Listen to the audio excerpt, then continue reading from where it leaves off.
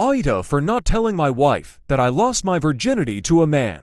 Me M45 and my wife F41 are in the early processes of separating. Nothing too dramatic, just the usual irreconcilable differences, namely money, social balance, and what we want to do with the rest of our lives. She is happy with the house and her work. I want to experience more of the world before I get too old. Sex isn't one of the reasons for separating, even though it has been sporadic over the last few years, putting it mildly. I've been reaching out to a lot of my old social peers for support during this time, as has she, and have reconnected with the man I lost my virginity to at 16.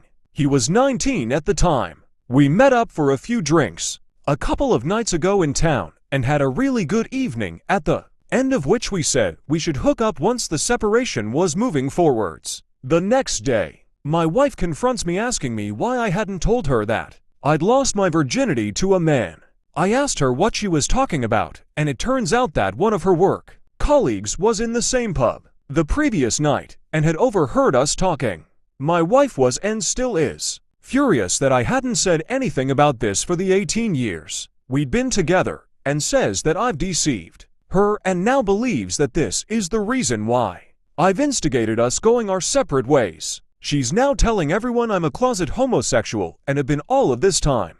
Aitah. Edit. For those who seem to be focusing on how people can hear other people talk at a pub. Ever heard of a pub garden? It's quite easy to hear someone talking when they're outside and at the table right next to you. Edit 2. So sorry I haven't responded to comments. It was a bit overwhelming to see how many people were posting, and I was kind of waiting for the replies to die down.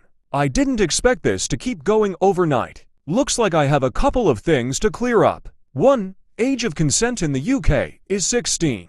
Or at least was when I was 16. I believe it still is, but wouldn't need to know anyway. 2. My wife and I never discuss sexual history. It may sound impossible to believe, but it's true. She was just never that interested in having that conversation, and sex wasn't ever hugely important to her as much as cuddling, etc. 3. I've been around homophobia enough playing sports football. I'm not using the S word to know that saying anything about any sexual contact at all would get me ostracized from almost all of my social groups, including sections of my family. So, even though I may have deceived everyone, would it be right to have lost my whole life just because of who I was attracted to at any one point in my life? Thank you for your feedback, and I will be reading them throughout the day. I need a fry up first.